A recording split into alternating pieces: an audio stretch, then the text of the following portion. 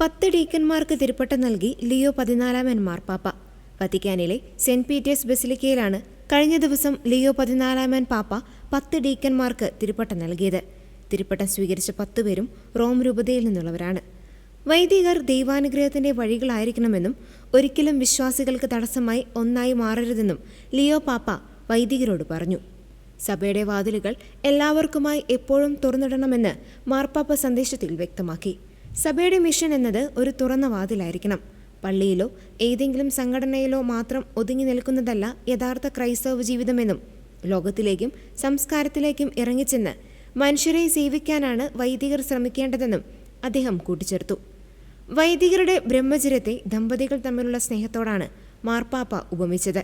ദൈവരാജ്യത്തോടുള്ള സ്നേഹത്താൽ പ്രേരിതമായ ഈ സമർപ്പണം കാലത്തിനനുസരിച്ച് പുതുക്കപ്പെടുകയും പരിപോഷിപ്പിക്കപ്പെടുകയും വേണം.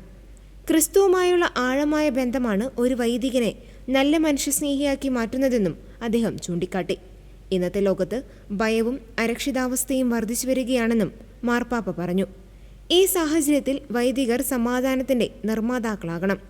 വിഘടിച്ചു നിൽക്കുന്നവരെ ഒന്നിപ്പിക്കാനും ശത്രുക്കളെ അടുപ്പിക്കാനും വിശുദ്ധ കുർബാനയും കുമ്പസാരവും വഴിയൊരുക്കണമെന്നും അദ്ദേഹം വൈദികരോട് ആവശ്യപ്പെട്ടു.